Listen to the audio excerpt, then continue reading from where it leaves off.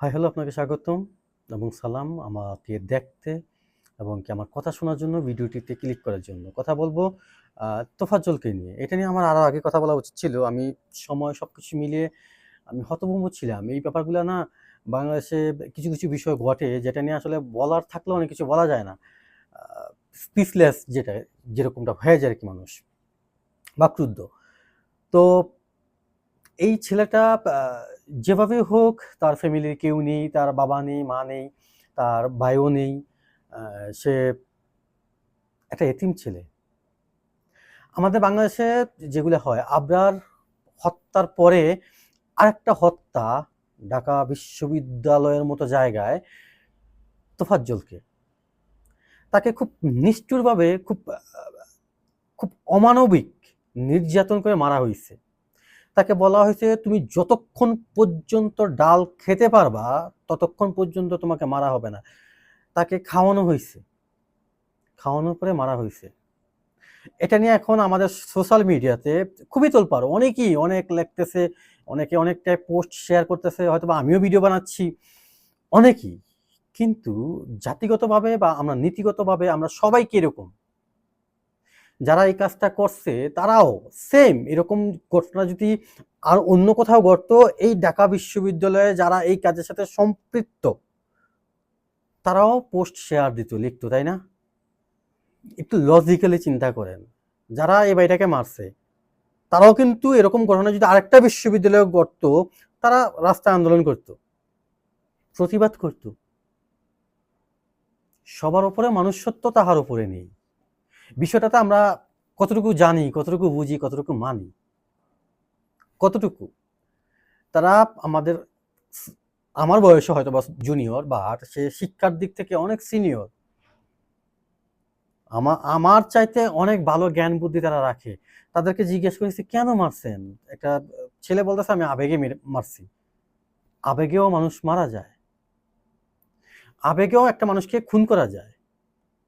শিক্ষা প্রতিষ্ঠান, শিক্ষাই জাতির মেরুদণ্ড, বা এই প্রতিষ্ঠানগুলা জাতি মানে জাতি গড়ার বা কারিগর, ওইখানে কি হচ্ছে, মানুষকে খাওয়িয়ে ভাত, ডাল, তারপর জীবন ছিনিয়ে নেওয়া হচ্ছে, খুন করা হচ্ছে। তারা কোনো না কোনো মায়ের সন্তান, কোনো না কোনো বাবার সন্তান, কারো না কারো ভাইয়ের ভাই বা বোনের ভাই, কিন্তু তাদের মনুষ্যত্ব কোথায়? এখন আমি তাদেরকে কোন মানে তাদের ফ্যামিলি নিয়ে কথা বলবো, তারা কেমন ফ্যামিলিতে বড় হয়েছে, তারা শিক্ষাটা কিভাবে পাইছে। একটা ফোনের জন্য একটা মানুষকে খুন করা যেতে পারে। এই ব্যাপারগুলা আমরা যত কথা বলবো বা বলি, এটা কি সমাধান হয়ে যাচ্ছে, শেষ হয়ে যাচ্ছে? এদের বিচার কি আদৌ হচ্ছে? আবরার হত্যার মামলার রায় দিছে বা যতটুকু হয়েছে, রায় কার্যকর এখনো অনেক দূর বাকি। যাই হোক, কি হচ্ছে, আমি যতটুকু জানি আমার জায়গা থেকে বাংলাদেশে এখন 4-5টা মার্ডার কইরা দেশে বুক ফুলিয়ে হাঁটা ব্যাপার না। এটা দরকার সত্যি। আপনি আমি কোন সমাজে বসবাস করতেছি?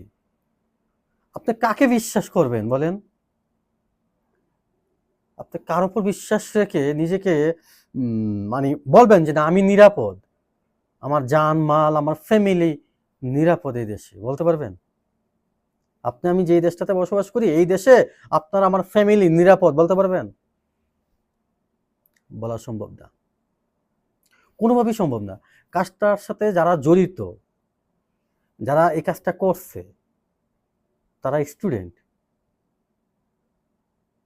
তাদের মন নাকি, যারা স্টুডেন্ট, যারা লেখাপড়া করে, মন নরম থাকে, তারা খুব নরম প্রকৃতির হয়। আমি এগুলো নিয়ে কথা বলতে আমি অনেক আগেই চাইছিলাম বলতে, বাট আমি পারিনি, আমি আটকে গেছি কোথাও না কোথাও, কোনো না কোনোভাবে। আমি আসলে কি বলবো, কি বলা যায় এগুলো নিয়ে কথা? আপনি আমি কিভাবে নিরাপদ এই দেশে? আমরা কাকে বিশ্বাস করবো বলেন? কাকে বিশ্বাস করে ক্ষমতায় বসাবো? ওই চেয়ারটাতে আপনি কাকে বসাবেন বিশ্বাস করে? তাকে মেরে ফেলছে, খাবার খাওয়াইছে। ছেলেটা তার ফেসবুকের মাধ্যমে অনেক কিছুই জানতে পারতেছি এখন আমরা। তার গার্লফ্রেন্ড ছিল, বিয়ে হয়ে গেছে, সব কিছু মিলেয়া তোফাজ্জল ভাই এই দুনিয়া ছেড়ে চলে গেছে, আর আসবে না। এই মানুষটা কিন্তু আর আসবে না। আপনার আমার বিবেক। আমি বিশ্ববিদ্যালয়ে যারা পড়ে, ঢাকা বিশ্ববিদ্যালয়ের স্টুডেন্ট, হাসনাত আবদুল্লাহ বলেন, সার্জিস বলেন, এই যে এরা এখন দুর্নীতি এরাও শুরু করছে। এখন এই মরার সাথে বা এইগুলোর সাথে আমি তাদেরকে কেন টানলাম, এই প্রশ্নটা আপনার মনে আসতেই পারে।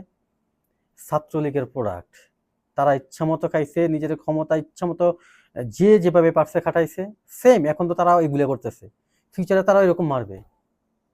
আমি বিশ্বাস করতে পারি না, আমি বিশ্বাস করতে চাইও না, আমি চাই না বিশ্বাস করতে কাউকেই না, আমি কাউকে বিশ্বাস করতে চাই না। এই দেশটা যে যেভাবে পারতেছে লুটেপুটে খাচ্ছে, হয়তোবা তাদের জায়গা থাকলে আমিও খেতাম। এই জায়গা থেকে আমি অস্বীকার করতেছি না, কিন্তু এগুলো শেষ পর্যন্ত এটা সমাধান কি? আপনি কি এটা সমাধান কার কাছে চাইবেন? জাতির এই অবস্থায়, ঠিক এখন যে অবস্থা আছে, এই অবস্থায়ও বন্যার টাকা মেরে খাচ্ছে, 12 কোটি টাকার কোনো হুদিস নাই।